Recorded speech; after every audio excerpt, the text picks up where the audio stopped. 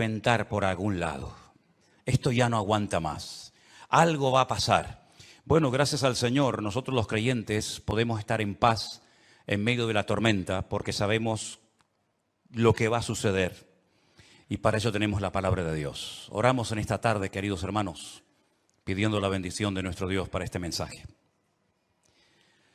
Te damos muchas gracias, Señor, una vez más, por esta oportunidad que nos das de aprender, de conocer las cosas que tú has dejado en tu palabra para mantenernos firmes en la fe, para saber cómo actuar, cómo comportarnos en estos tiempos peligrosos y difíciles en los cuales nos ha tocado vivir. Señor, abre nuestro entendimiento para que podamos comprender tu palabra y podamos en esta tarde, Señor, ser fortalecidos en nuestra fe, en nuestra comunión contigo, y que esta palabra sea de bendición para todos los que la van a escuchar, tanto hoy como en cualquier otro momento. Nos ponemos en tus manos y pedimos tu bendición en el nombre de Jesús. Y amén, y amén. Yo lo primero que me gustaría pedirles a todos ustedes, no solamente los que están aquí reunidos, sino también los que están en sus hogares y los que después van a ver estas reuniones. No sé si se han dado cuenta, pero en las últimas semanas han habido centenares, cientos de miles de personas que debido a todo lo que está ocurriendo se han metido en, seguramente en muchas otras páginas, ¿no? Pero yo hablo de lo que nos atañe a nosotros, a ver qué es lo que está sucediendo, a ver qué es lo que está pasando. Tenemos ya mensajes en nuestro canal de YouTube que tiene casi 4.000 mensajes. Tenemos mensajes que ya pasan de los 2, 3, 4, 5, 6, 7, 8, 9 millones de visualizaciones. Es algo increíble ver cómo Dios está despertando las conciencias de muchísimas personas en muchas partes del mundo, porque están realmente preocupadas, diciendo qué es lo que va a pasar. Yo ya digo, lo primero que les quiero pedir a todos ustedes es que mantengamos la calma, por favor. Veo a muchos creyentes nerviosos, angustiados, con miedo, y lo primero que tenemos que tener en cuenta es que el Señor es nuestra paz, que todo está bajo el control de Dios y que aquí no va a caerse ni una hoja de un árbol sin permiso de nuestro Dios. Así que mantengamos la calma, la serenidad, la paz y no dejemos que nada ni nadie nos perturbe. El Señor Jesucristo dice, en el mundo tendréis aflicción. Más claro agua, pero confiad, yo he vencido al mundo. Mi paz os dejo, mi paz os doy, no como el mundo la da. La paz de Cristo es una paz que a menos que tú la tengas no te la puedo explicar con palabras. Y mira que sé explicar muchas cosas y el Señor me ha dado, pues yo creo que algo de sabiduría para explicar muchas cosas de su palabra. Pero explicarte lo que es la paz de Cristo, sinceramente me faltarían palabras para poder explicarte lo que es vivir en cualquier momento y circunstancia de la vida, bajo la enfermedad de un hijo, bajo la muerte de un ser querido, en momentos de guerra, en momentos de necesidad, de crisis matrimonial, problemas de toda índole, explicarte lo que es tener en esas circunstancias la paz de Cristo, prácticamente es imposible hacerlo con palabras, a menos que usted tenga esa paz morando en su corazón. Así que, hermanos, recordemos lo que dijo el Señor, quiénes somos: la luz del mundo y la sal de la tierra. Si me permiten la expresión, guardemos la compostura en todo momento.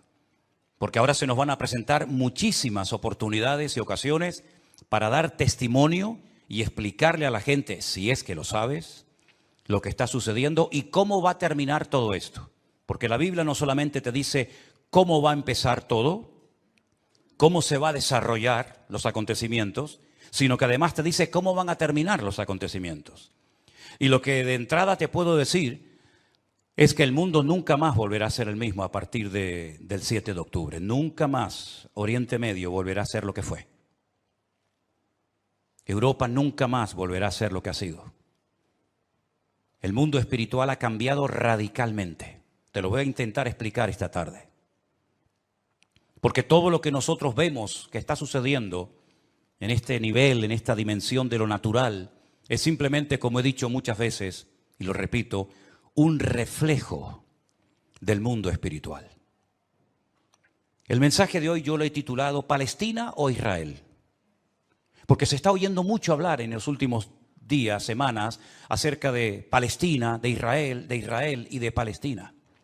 Y yo tengo que hacer un pequeño alto en el camino antes de entrar en lo que va a ser en sí el mensaje y decirte que no hay que ser ni judío, ni musulmán, ni creyente, ni cristiano, ni nada para saber que nunca, jamás en la historia hubo un Estado llamado el Estado palestino. Nunca existió tal cosa, jamás. Te voy a decir de dónde viene y quién le puso ese nombre a ese territorio de Palestina. Antes de que los judíos llegaran a ese país y declararan el Estado judío de Israel, como se llama en 1948, estaban los ingleses en aquel lugar. Después de la Primera Guerra Mundial se repartieron el mundo las naciones vencedoras. Y a Inglaterra le tocó lo que ellos llamaban en aquel tiempo Palestina. Así es que no sacaron de allí al pueblo palestino, porque nunca existió un país llamado o un pueblo llamado palestino, jamás. Entonces sería antes de los ingleses, pues tampoco, porque antes de los ingleses estaban los otomanos. Y sabéis que en ese país han estado todos, los omeyas, los árabes, los bizantinos, los hasmoneos, los griegos, los romanos, prácticamente todo el mundo ha estado por allí. Los cruzados con aquellas cruzadas, y decirles incluso que hasta el rey de España es el único rey del mundo que tiene el título de rey de Jerusalén, por si no lo sabían. Es decir, que por ese pequeño territorio, que es un cruce entre lo que se consideraba la Mesopotamia y Egipto o la salida al mar Mediterráneo, jamás ha habido un Estado palestino, nunca. No sé si en algún momento lo habrá, pero jamás en la historia ha existido tal cosa. ¿De dónde viene entonces el tema o el término Palestina? Realmente el título, el nombre de Palestina fue un castigo del Imperio Romano a los judíos. Me explico. En el año 132 después de la era de Cristo, después del nacimiento de Cristo, hubo un hombre llamado Bar Kokhba. Su nombre significa hijo de la estrella, Bar, hijo, Kokhba, estrella. Bar Kokhba era un judío que fue declarado el Mesías, el verdadero Mesías de Israel. Ustedes saben que el sueño dorado de Israel ha sido la restauración de la monarquía con un rey descendiente de la tribu de Judá. Y este tal Bar Kokhba, el hijo de la estrella, fue apoyado de una forma tremenda por un rabino muy famoso de la época llamado Rabí Akiva. Rabí Akiva, haciendo una pésima interpretación de un texto del Antiguo Testamento, donde dice que el hijo de la estrella, hablando del verdadero Mesías, reinaría, apoyó de una forma tremenda a Bar Kokhba y emprendió una rebelión en contra del Imperio Romano. Y durante un par de años logró crear, entre comillas, un pequeño, país independiente que era la región o la provincia del sur de Judea. Los romanos no le iban a permitir ni a Bar Kokhba ni a nadie que pisotearan a Roma, que humillaran a Roma. Y entonces se emprendió una matanza, una guerra terrible contra este líder religioso político y lo desmenuzaron. En aquellas guerras se cuenta que murieron más de 580.000 judíos. Una barbaridad. 580.000 judíos perdieron la vida, incluido el Bar Kokhba este. ¿Por qué se produjo esta rebelión? Bueno, hay varios factores, varios motivos. El primero es porque el Imperio Romano había prohibido practicar la Brit Milá, el pacto, la circuncisión. No se podían hacer circuncisiones en Israel y sabéis que eso es algo sagrado, incuestionable. No se negocia el circuncidar sí o no a un varón. Eso es algo que nadie cuestiona. Incluso los judíos ateos lo hacen con sus hijos. Todos lo hacen. Sean creyentes, practicantes o no. Y eso estaba prohibido. Estaba prohibido la celebración del Shabbat, el día de reposo para el pueblo de Israel en aquel tiempo. Estaba prohibido enseñar Torah, enseñar la ley de Moisés, celebrar las fiestas. Y para colmo, como ya Jerusalén había sido destruida, totalmente destruida en el año 70 por el hijo del emperador Vespasiano, Tito, la destruyó y cumplió la profecía que Cristo había dicho en Mateo capítulo 24. ¿Veis todo esto? No quedará piedra sobre piedra que no sea destruida. En el año 70 se cumplió literalmente esa palabra profética que Cristo le había dicho a sus discípulos y que la encontramos en Mateo 24. Y la ciudad de Jerusalén fue destruida completamente, incluido lógicamente el templo. Los tesoros del templo, que eran incalculables, se llevaron a Roma. Y su padre, Vespasiano, construyó un templo, pero a la muerte, el famoso Coliseo romano, que todavía lo pueden visitar los que quieran. Y para hacer una conmemoración de esta victoria, entrando o muy cerca del Coliseo romano está el Arco del Triunfo de Tito, por donde les desfilaron las legiones romanas, humillando a los judíos que se los llevaban por miles y centenares a Roma para ser lanzados al circo romano, crucificados, etcétera, etcétera. No solamente ocurrió eso, sino que para más INRI, para más humillación, lo que hizo el emperador Adriano fue cambiarle el nombre a la ciudad de Jerusalén. Subió a lo alto de donde estaba el templo, que es el Monte Moriah, donde actualmente está el Domo de la Roca, y al lado la mezquita famosa de Al-Aqsa. Y allí puso un templo a Júpiter, una de las divinidades más adoradas y queridas de Roma. Y le cambió el nombre de Jerusalén por Aelia Capitolina.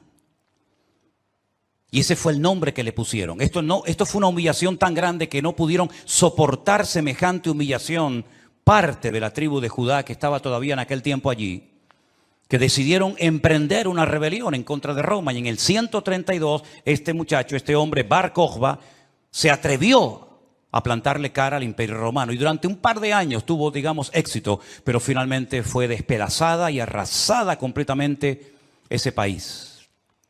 El rabino que lo apoyó, el Rabí Akiva, lo llevaron a Cesarea la Marítima. Digo la Marítima porque sabéis que en los tiempos de la Biblia había dos ciudades que se llamaban Cesarea, Cesarea de Filipo al norte y Cesarea la Marítima al lado del mar Mediterráneo. Y allí con peines de hierro al rojo vivo le arrancaron toda la piel y lo torturaron hasta la muerte a Rabí Akiva. Y ya se acabó cualquier otra posibilidad de rebelarse, de levantarse contra el Imperio Romano. Queda un pequeño reducto de judíos, rebeldes, pero bueno, ese es tema para otro día. Y entonces, para humillar más a ese país, para que nunca nadie pudiera recordar que un día hubo una ciudad llamada Jerusalén, que ahora se iba a llamar, ya hacía años que se llamaba Aelia Capitolina, al país se le puso Filistea, tierra de filisteos. Y de ahí viene la palabra, el origen de la palabra Palestina. Fue un castigo de Roma a los judíos para que nunca más nadie pudiera echar de menos un país llamado Israel. Y esa es la historia del nombre Palestina. Y por allí, ya digo, han pasado todas las civilizaciones, culturas, religiones, imperios, cruzados, etcétera, etcétera. Pero nunca, a pesar de que Roma le puso a ese país Palestina o tierra de filisteos, jamás hubo un estado propio, gobernado, libre, independiente, llamado el Estado de Palestina. Jamás lo ha habido, nunca. Y no hay ni que ser cristiano para entender esto. Cualquier persona lo sabe perfectamente. Por lo tanto, cuando hace unos días un señor dijo que Jesús era palestino, yo le pediría a los que son de ese país que se pongan en contacto con su embajador o con su presidente y le corrijan a este señor, porque Palestina no existía en la época del Señor Jesús. Hay que decirle a este señor que Jesús era de la tribu de Judá. Su padre y su madre, que están sus árbol genealógico en la Biblia, Mateo capítulo 1, Lucas capítulo 3, eran descendientes de la tribu de Judá, que a su vez estaba entroncada con la casa real del rey David. ¿Y quién era David? Era de la tribu de Judá. Su papá se llamó Isaí. El padre de Isaí fue Obed. El padre de Obed fue Booz. Y Booz era el hijo de Rahab, que se casó con Salmón, que era del pueblo de Israel. Por lo tanto, Jesús era judío. Por eso lo circuncidaron a los 8 días. Por eso subía a Jerusalén 3 veces al año, para celebrar las fiestas que la Torá de Moisés indicaba que tenían que subir a Jerusalén. Por eso Jesús nunca fue a una mezquita, siempre fue a sinagogas, porque ni siquiera las mezquitas, el Islam existía en la época de Jesús, sino que tendrían que pasar más de 600 años, más de 6 siglos y medio, hasta que naciera el Islam, que por cierto significa sumisión. ¿A quién? Lo interesante es que el Señor Jesucristo, cuando es juzgado por sus enemigos, en este caso los romanos, el que lo sentencia a muerte ordena poner encima de la cruz un título escrito en 3 lenguas: latín, griego y árabe. Si ustedes me dejan que siga, tienen un problema, porque he dicho un disparate y ustedes no han dicho nada. Y ustedes no tienen que permitir que yo ni nadie diga disparates en este púlpito. Eso es. Entonces corríjame cuando digo algo mal, no tengan miedo. El Poncio Pilato dijo de encima de su cruz tienen que poner un cartel en latín, el idioma de los romanos, en griego, la lengua internacional de la época, y en hebreo, que es el idioma que habla este pueblo, que diga Jesús Nazareno, Rey de los judíos. No dijo rey de los palestinos, no dijo rey de los árabes, dijo rey de los judíos, que eran los que vivían allí. Porque dice Juan capítulo 1 que a los suyos vino y los suyos no le recibieron. Y los suyos eran judíos que estaban viviendo en aquel momento bajo la opresión, bajo el yugo del imperio más terrible que jamás ha existido y el más longevo, que fue el imperio de Roma. Así que de ahí viene todo esto del nombre Palestina y filisteos y todo esto, queridos hermanos. Pero nunca, repito, ha existido un Estado palestino. Cuando en 1948 las Naciones Unidas decidieron partir el país en 2, Israel dijo, estamos de acuerdo. Si los árabes que en ese momento habitaban en ese país, que la mayoría eran de origen jordano, el país que estaba al lado, porque no sé si saben que, por ejemplo, la explanada de las mezquitas arriba, en el monte Moriat, en el monte de Moriat, eso está bajo protectorado de Jordania. Y cuando tú ves a los ancianos caminando por las calles de la ciudad vieja de Jerusalén, la mayoría de ellos llevan un pañuelo de cuadraditos blancos y rojos, que es el pañuelo de Jordania. Porque Palestina no representa a nadie, sino ellos eran de origen jordano, ¿verdad? Y es interesante notar que Israel en ese año decidió quedarse con los territorios que las Naciones Unidas decidieron darle. Y los árabes dijeron rotundamente no, que yo digo, si hubieran sido listos en ese momento, hubieran dicho, vale, nos quedamos con la mitad y ya con la mitad, ya que es mía, después podemos hacer otro tipo de presiones, pero por lo menos ya tengo la mitad. Y es que si dices que no, al final no vas a tener ni lo que tenías. Durante todos estos años, desde 1948 hasta hoy, ese país siempre ha estado en guerra, o preparándose para una guerra, como dicen allí. Y la cruda realidad es que ese pequeño pueblo ha ganado todas las guerras, no ha perdido ni una. Ha desbaratado naciones tremendamente poderosas con un poderío militar espectacular. Y cada vez que gana, lógicamente, extiende el terreno. No podían entrar los judíos a la ciudad vieja de Jerusalén. ¿Saben la tortura que es para un judío estar viviendo en Jerusalén y no dejarte entrar a la ciudad de Jerusalén y poder acercarte y tocar el Kotel Hamarabí, el muro de los lamentos, para orar a Dios? No podían hacerlo. Desde 1948, que entraron allí, hasta 1967, en la guerra famosa de los 6 días, los judíos veían de lejos. Por eso cuando ustedes van a Jerusalén se van a dar cuenta que las casas que están más en alto son las que le permitían al judío poder ver el monte del templo, porque no podían acercarse a tocarlo, ni a mirarlo. Y no solamente desde 1948, desde hace muchos siglos tampoco podían estar allí. Y al final recuperaron la ciudad de Jerusalén.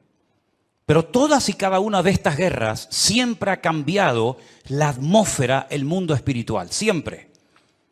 Porque algo que tenemos que tener presente es que el mundo natural refleja lo que está pasando en el mundo espiritual, ni más ni menos.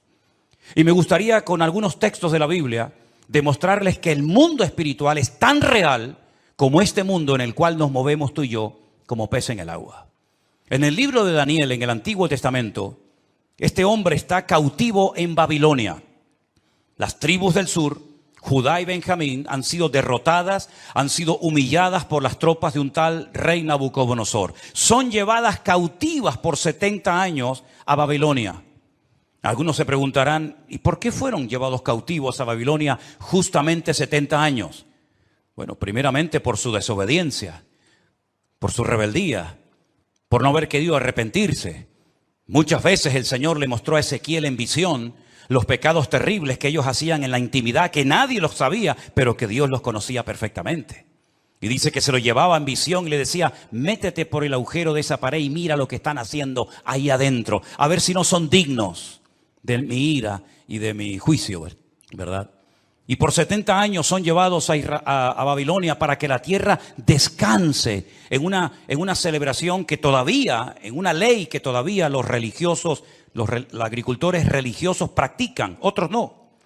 Y es la ley de la Shemitah.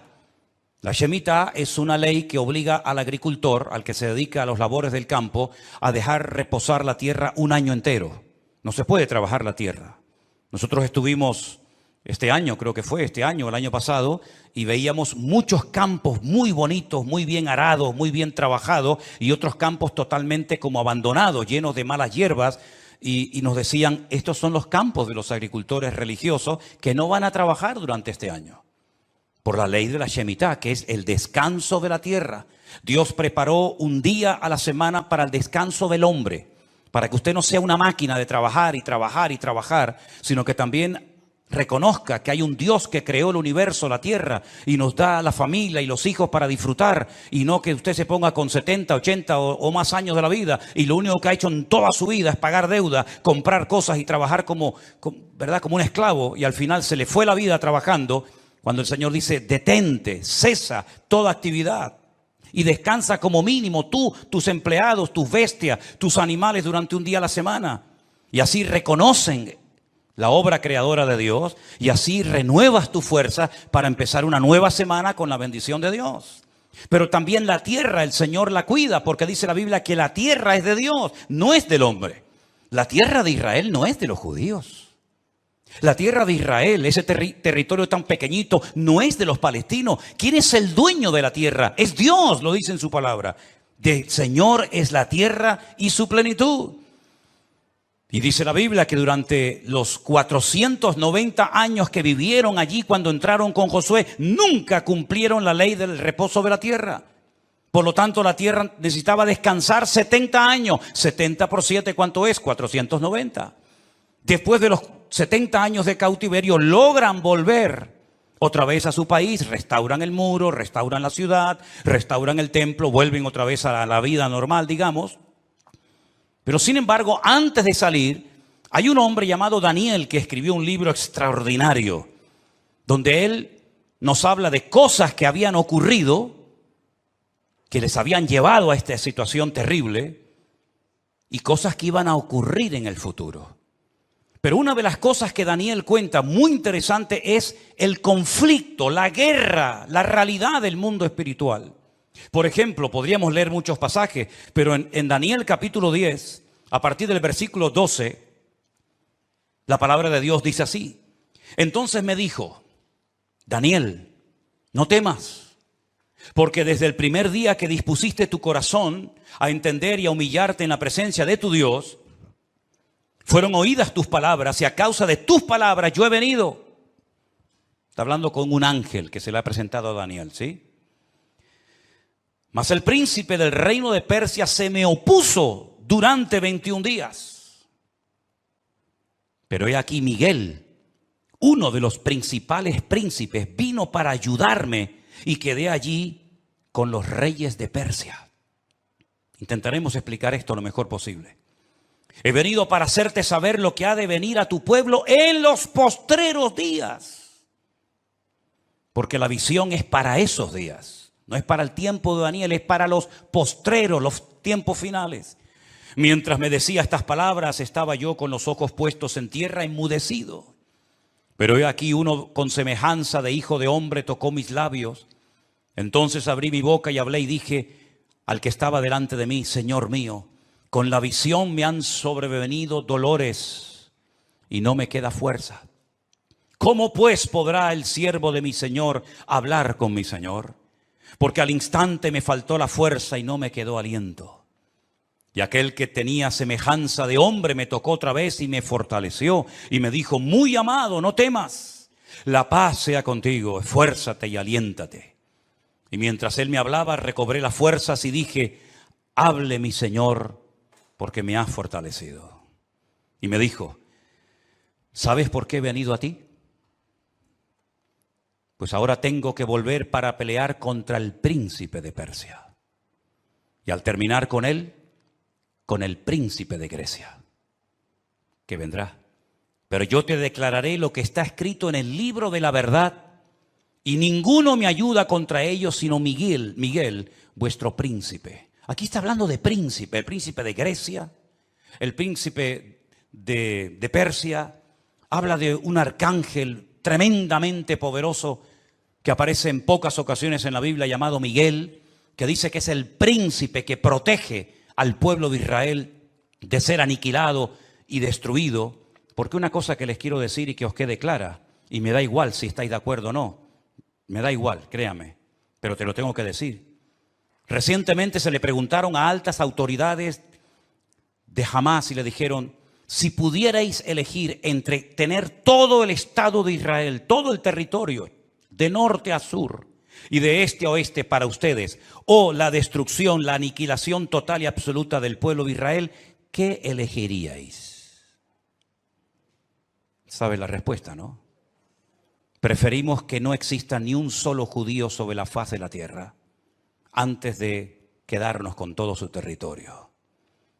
Porque no es que quieren quedarse con todo el territorio, es que quieren arrojar al mar o al desierto para que muera toda la población de Israel, que en este momento está alrededor de unos 15 millones de personas más o menos repartidas en varias naciones de la tierra. ¿Quién puede negociar con alguien que te quiere matar? ¿Quién puede negociar con alguien que viola a tus hijos y los quema delante de tu presencia?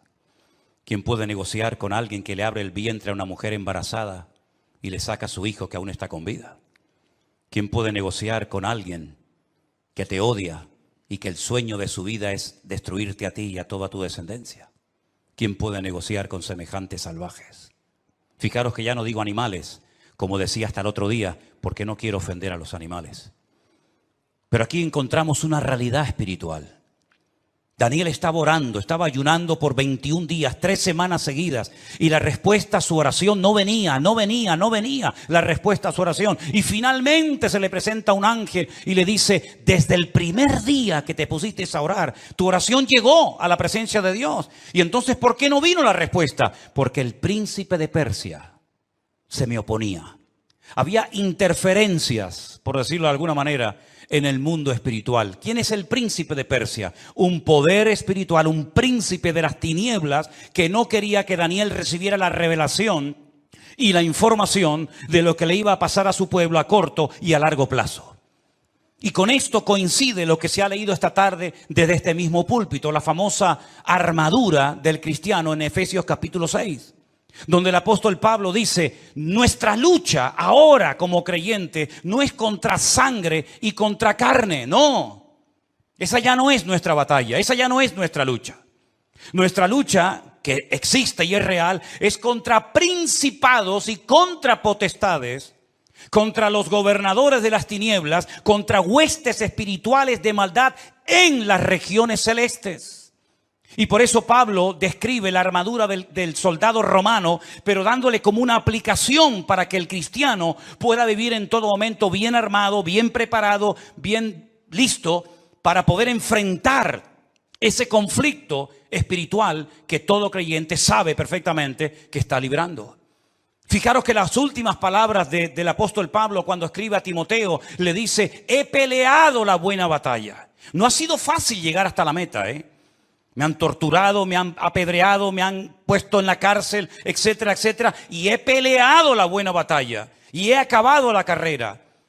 A Timoteo, cuando está pasando un momento de desánimo, de caído en su espíritu por las presiones y las luchas que está llevando a cabo en la iglesia, que está pastoreando en Éfeso, le dice: pelea la buena batalla, echa mano de la vida eterna, sufre penalidades como buen soldado de Jesucristo.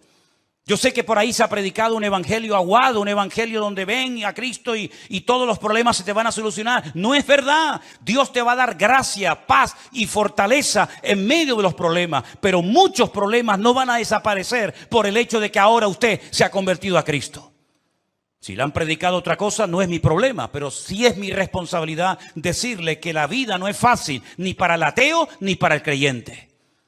Y dice la Biblia que cuando sale el sol calienta buenos y calienta malos. Y cuando hay guerras mueren buenos y mueren malos. Y cuando hay un naufragio mueren cristianos y mueren ateos. Y cuando hay un atentado, cuando hay un terremoto o cuando hay un tsunami, mueren cristianos, mueren blancos, mueren ricos, mueren todos, porque es parte de la vida. Pero en medio de las tormentas y sufrimientos de la vida, nosotros sabemos que el Señor está a nuestro lado. Y eso es lo que nos da la fuerza para decir: Dios está conmigo porque yo sé en quién he creído.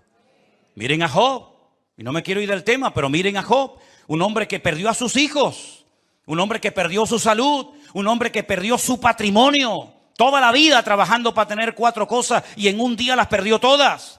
Como le puede pasar a cualquiera, ¿o no? Sin embargo, cuando su mujer le dice: maldice a Dios, ¿qué tipo de Dios tienes tú? Que hoy te da y mañana te quita, ahora te sana y mañana te enferma. Y le dice: como cualquier persona incrédula, insensata, has hablado. Yo sé en quién he creído y aunque Dios me mate, yo lo voy a seguir adorando, porque yo sé que mi Redentor está vivo. Podemos tener paz en medio de la tormenta, podemos dormir en paz, como dice la Biblia: en paz me acostaré y asimismo dormiré, porque solo tú, Señor, me haces vivir confiado. Y aunque un ejército acampe contra mí, no temerá mi corazón, porque el Señor es mi luz y mi salvación. Son promesas que las hemos interiorizado en nuestra vida y no es como un mantra que lo tengo que repetir para autoconvencerme de que Dios está conmigo. Es que no me tengo que autoconvencer de nada. Él mismo me da testimonio a mi espíritu de que no estoy solo en medio de las luchas de la vida. Y el pueblo de Israel no es que sea el mejor pueblo del mundo, Yo no estoy aquí para hacer, digamos, una disertación a favor de unos que son muy buenos y otros que son muy malos. Yo no estoy aquí representando a nadie. Yo solamente represento a mi Dios. Y mi Dios no se casa con nadie. Y mi Dios ama a todo el mundo por igual. Y mi Dios no hace acepción de personas. Y todos los seres humanos, me da igual, son palestinos, o son judíos, o son canarios, o son latinos, o de donde sea. Todos los seres humanos tenemos que arrepentirnos delante de nuestro Dios por nuestros pecados. Y aquí no hay ni buenos ni malos, sino que aquí cada uno tiene que ser consciente de que no hay justo ni aun uno delante de la presencia del Señor. El mismo Señor Jesucristo, y hoy lo leía en el Evangelio de Mateo, le decía a los judíos: si no os arrepentís, todos pereceréis igualmente. Por lo tanto, mis queridos hermanos, lo importante es saber que estamos en una guerra espiritual porque estamos a punto, y lo vamos a ver, que todo va a cambiar. La película que hemos vivido hasta el día de hoy, nuestra vida ha sido como una especie de película, con diferentes actores, diferentes escenarios, ¿verdad? El escenario va a cambiar completamente. Los actores van a cambiar. El guión va a cambiar. Y cuando está a punto de producirse un cambio en el mundo significativo que afecta a miles y a millones de personas, hay siempre guerra en el mundo espiritual. Miren cuando Cristo nació, la guerra espiritual que hubo. Comenzaron a asesinar niños, ¿verdad? Comenzaron una serie de revoluciones, porque cada vez que va a haber un cambio que va a afectar la economía, la política, la vida social, etcétera, siempre hay un conflicto espiritual tremendo.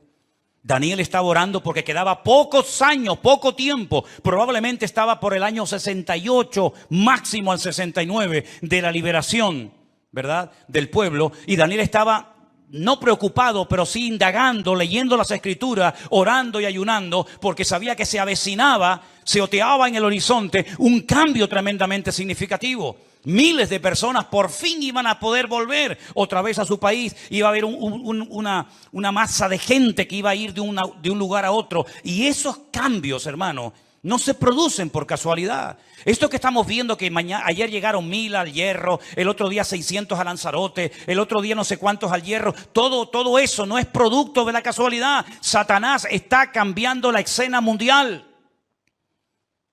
Y lo vamos a notar en pocos días, en pocas semanas. Esto va a ser completamente diferente. Y los que tengamos la oportunidad y el privilegio de volver a Israel, porque vamos a volver a Israel, no nos vamos a encontrar al Israel que hemos conocido por más de 20 años. Nos vamos a encontrar a la gente de una forma diferente, una actitud diferente, una atmósfera completamente diferente, porque estamos en una guerra espiritual tremenda. Cuando se lee la famosa armadura del cristiano, se enfatiza mucho que la espada es la palabra de Dios, el yelmo o el casco del soldado representa la salvación, el escudo representa la fe. Pero si ustedes prestan atención a esa armadura de la cual Pablo nos está hablando aquí en Efesios capítulo 6, lo primero que él hace cuando escribe la carta es orar para que los ojos de vuestro entendimiento sean alumbrados y tengáis espíritu de sabiduría y de revelación en el conocimiento de él. Pablo dice que a los incrédulos Satanás les cegó el entendimiento. Y uno dice, ¿cómo? ¿Cómo es posible que gente tan inteligente, capaz de hacer cosas tremendas, cuando le hablas de la Biblia no se enteran de nada? Son como ciegos, como analfabetos espiritualmente hablando. Capaz que el tipo es un matemático, un científico espectacular, pero cuando le hablas de las cosas del reino, de las cosas espirituales, dice que para él son locura, no las entiende. Yo incluso he hablado con muchísimos rabinos judíos que se saben libros de memoria de la Biblia y les he hablado, por ejemplo, de Daniel y me dicen literalmente, no entiendo lo que estoy leyendo, no lo entiendo. Uno se queda sorprendido porque se cumple lo que dijo Isaías. Dale esto al que sabe leer y te dirá, no lo entiendo. Y Pablo dice que esta armadura representa la verdad, la justicia, la paz, la fe, la salvación y la palabra de Dios. Fíjate qué palabras tan interesantes. Dice que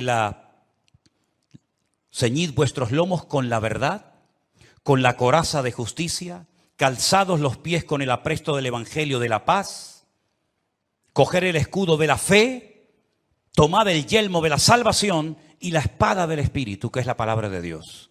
Estas 6 cosas, estos 6 elementos están en el punto de mira de Satanás para arrancarlos de nuestra sociedad de un plumazo. Quiere cambiar la verdad en mentira y convertir la mentira en verdad. Si no, sal por la calle hoy en día y pregunta cosas que tienen que ver ya no con la fe, sino con el sentido común. Y te vas a dar cuenta que hay gente que cree en mentiras creyendo 100% que son grandes verdades. Y las grandes verdades las cuestionan y las echan a un lado porque dicen, eso no es verdad, eso es mentira. Esa es una de las estrategias del diablo, bombardear, dinamitar las escuelas, las universidades, incluso también, como no, las iglesias, la familia, los gobiernos, la política, el arte, la pintura, la literatura, todo, para que al final la sociedad siga creyendo más en las mentiras que en las verdades. ¿Quién enseñó que para ir al cielo hay que explotarse? Es una gran mentira. Pero 1.000 millones creen que es una gran verdad. Aquí vino hace poco una persona que me decía, ¿cómo es posible que ustedes crean que la tierra es redonda si la tierra es plana? Y decía, pero ¿me está hablando en serio este hombre? Quiere quitar la verdad y convertirla en mentira. La justicia la quiere convertir en injusticia. De hecho, muchas veces hay más sentido común, más sentido de la justicia en la calle, en la sociedad, hablando en una cafetería o en un bar, que cuando ves un acto supuestamente de justicia, que es una tremenda injusticia. Cuando a una persona se le meten en su hogar y no los puedes echar porque no tienen dónde vivir. Y no les puedes cortar la luz y el agua porque es un delito si le corto a un ocupa en mi casa la luz y el agua, y han convertido la justicia en injusticia. Ya no tiene derechos el propietario, ahora tiene derechos el que usurpa la propiedad ajena. ¿Eso es una justicia? ¿Eso es justicia? Quiere cambiar la paz en guerra, cosa que sabe hacer perfectamente. La fe en incredulidad, la salvación en muerte y en desesperación eterna, y la palabra de Dios por cualquier cuento que cuenten por ahí, dándole más credibilidad a las mentiras que al libro eterno llamado Biblia o palabra de Dios. ¿Qué te parece? Estamos viviendo en tiempos peligrosos porque dice Daniel capítulo 7, verso 2, que los vientos han comenzado a soplar en el gran mar. Miren ese versículo. Daniel dijo, miraba yo en mi visión de noche y he aquí que los 4 vientos del cielo combatían en el gran mar. En la Biblia, el gran mar es el mar Mediterráneo. Es el mar que toca muchos países europeos y también del norte de África. ¿Y de dónde se levantará un personaje siniestro que tendrá un poder tremendo? Económicamente hablando, políticamente hablando, económicamente hablando, del antiguo territorio que ocupaba el reino de Roma. Todo lo que es el norte de África, parte de Oriente Medio y todo lo que es Europa, hasta lo que se conoce como Finis Terrae, el fin de la tierra para los romanos hace 2000 años. Y dice que en ese gran mar, él vio como 4 vientos, que son demonios, comenzaban a soplar de tal manera que comenzaron a levantarse animales. El resto del capítulo no lo voy a leer, pero dice que comenzaron a levantarse animales. Se levantó un leopardo con alas, se levantó un oso con unas costillas en la boca, se levantó un león con alas, se levantó una bestia indescriptible de esa zona donde soplaban los 4 vientos. Y comenzaron a levantarse esos animales que representaban imperios, poderes políticos que iban a afectar la vida de miles y de millones de personas a lo largo de la historia. ¿Cómo podía saber ese hombre cuando todavía no existían ni los medos persas, ni los griegos, ni los romanos, que se iban a levantar esos imperios siglos antes de antelación? Es que la Biblia se anticipa en el tiempo y en el espacio, demostrando que Dios es un Dios veraz y que siempre sabe lo que va a suceder porque Él controla la historia. ¿Cuántos dicen amén? Y vemos varios vientos en la Biblia. No tengo tiempo para extenderme en todo esto, pero ¿cuál fue el viento que destruyó la barca de Pablo o el barco de Pablo? ¿Cuál fue el viento ese? Es el viento que golpeó contra un creyente, contra un representante del cuerpo de Cristo, el Euroclidón. El Euroclidón destrozó la nave de Pablo y Pablo tuvo que ir a tierra a calentarse y a salvar la vida. Ese viento soplará.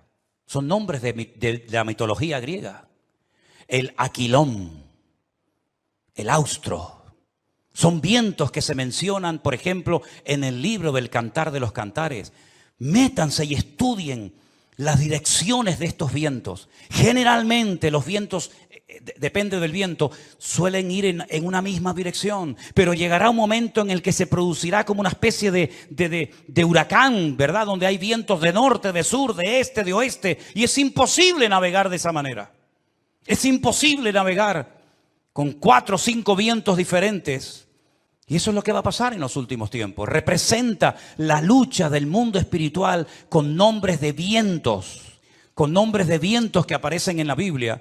Y esos vientos se van a llevar a cabo en una zona geográfica en la que tú y yo también vivimos. Y por eso Europa va a ser afectada grandemente en los últimos tiempos. ¿Qué es lo que hay detrás de todo esto? No es una lucha de unos contra otros simplemente. Es una lucha de Satanás contra Dios y su palabra. Ni más ni menos. ¿Quién puede más? ¿Alá o el Dios de ustedes? ¿Quién puede más? ¿El Corán o vuestra Biblia o Torá? Es una lucha de tipo espiritual.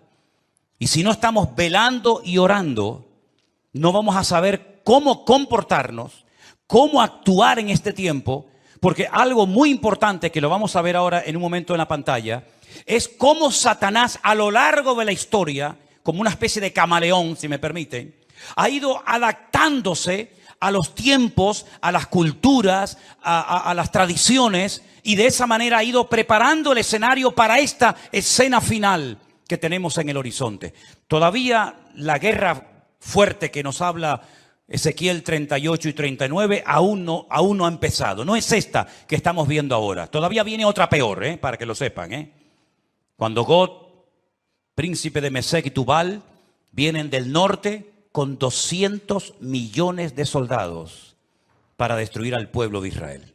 Porque de esta Israel volverá a salir con muchas pérdidas humanas, con mucha sangre derramada, pero aún viene la peor, que la Biblia dice en qué momento se va a producir, qué naciones van a intervenir, por dónde van a atacar, cómo va a terminar, cuánto va a durar, etcétera, etcétera.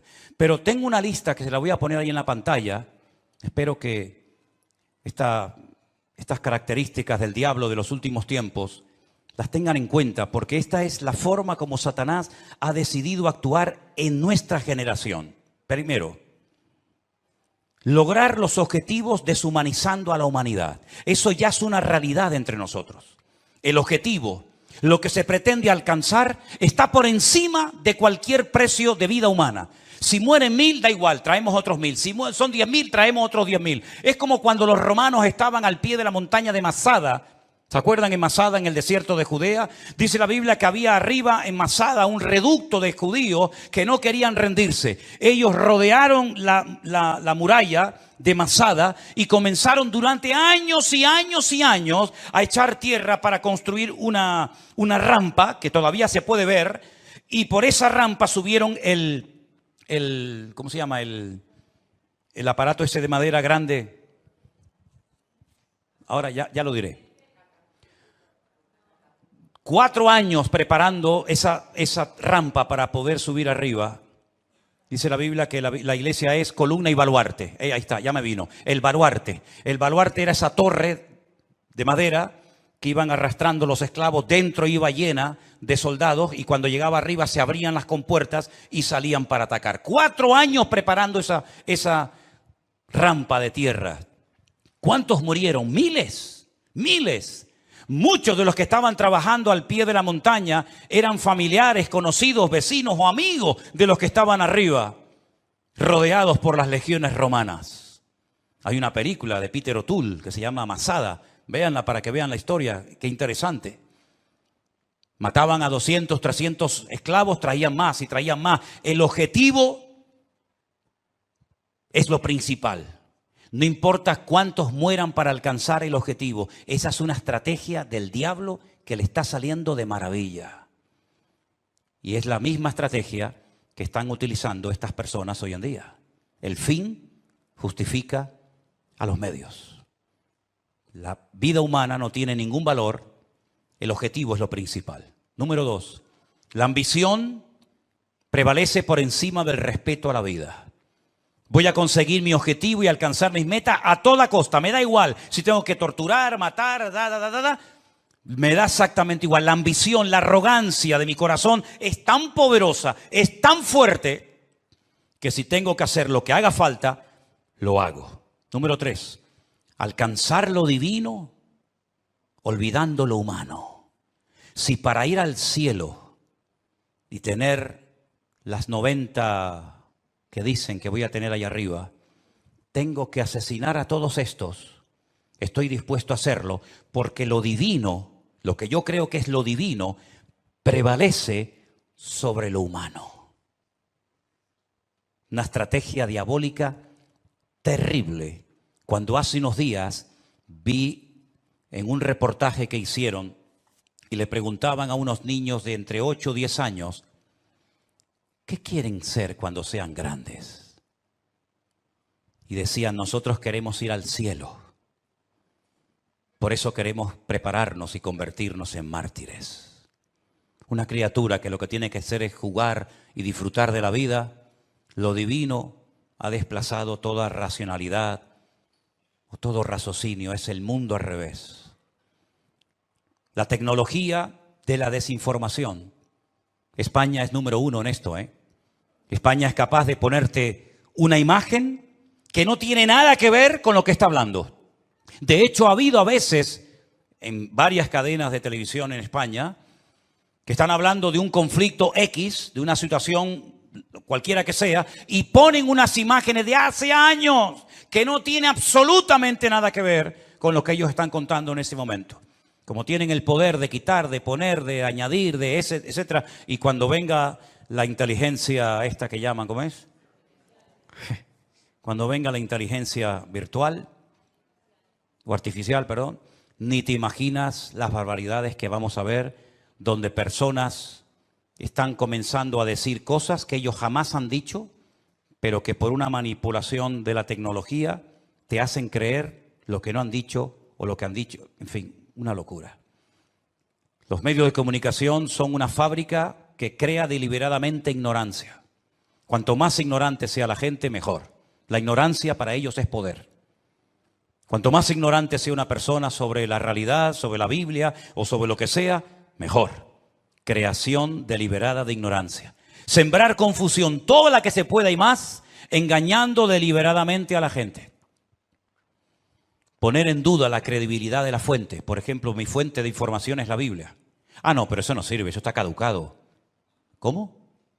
No, la Biblia está llena de contradicciones. Y se quedan tan panchos. Y se quedan tan tranquilos. ¿Cómo que está llena de contradicciones? ¿Dónde están las contradicciones? No, eso está lleno de esta no es la Biblia verdadera. ¿Cómo que no es la Biblia? No, la Biblia verdadera la tienen los curas en el Vaticano, me dijo una vez uno. Es decir, tiran por tierra la fuente, la fuente mía no vale, la que vale es la tuya, la de internet, que te metiste anoche, leíste no sé qué. Esa es la verdadera, que ahora nos están fumigando. Esas nubes que aparecen en el cielo son aviones que nos están fumigando para que no llueva. Dios, pues menos mal que nos fumigaron para que no lloviera, Porque ayer hablaba con un pastor de Madrid que me dice, no puedo salir del coche porque tengo el agua hasta el cuello. Increíble, ¿no? O cuando vino el COVID, ¿se acuerdan? Esto es una estrategia de los Illuminati, de los masones, para una drástica reducción de la población humana. Pues qué malos fueron, porque me parece que murieron como 2 o 3 millones en el mundo y somos 7.000 millones. Lo hicieron muy mal, Y que todos los que nos vacunamos en 2 años morimos. Pues se equivocaron, porque ya llevo 3, vivo y coleando. Pero en fin, esta fuente no vale, la que vale siempre es la de ellos. Negar los hechos. No, eso no fue así. Eso no fue así. Tengo imágenes del satélite,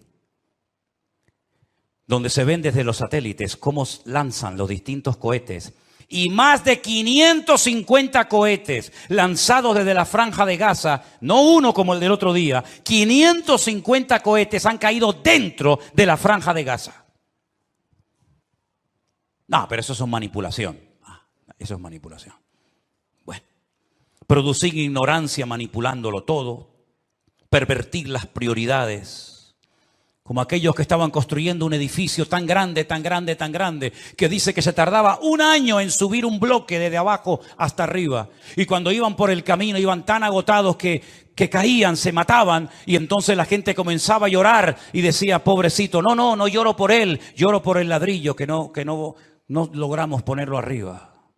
Lloraban más por el ladrillo que se había perdido que por la persona, por la vida que se había perdido.